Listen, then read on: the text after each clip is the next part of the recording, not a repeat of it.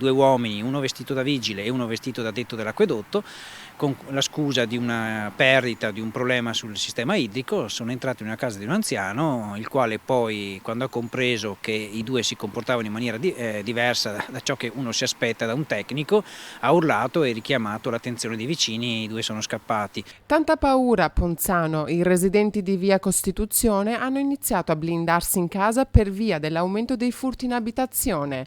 Infatti, come ci conferma la residente di una palazzina della via in questione, si fa molta fatica ad aprire la porta di casa, a meno che si tratti di conoscenti. Voi adesso avete paura e non aprite più la porta a nessuno, corretto? No, assolutamente.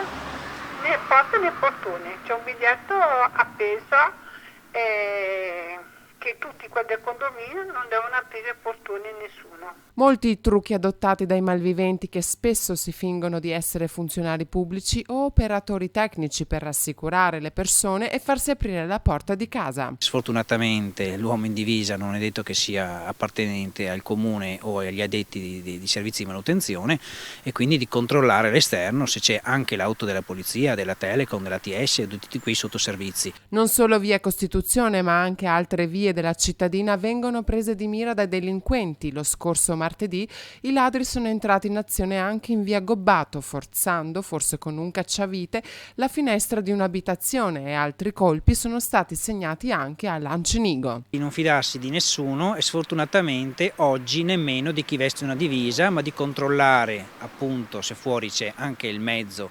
del vigile o dell'addetto alla manutenzione, ed eventualmente chiamare in comune per sapere se effettivamente la visita è regolare.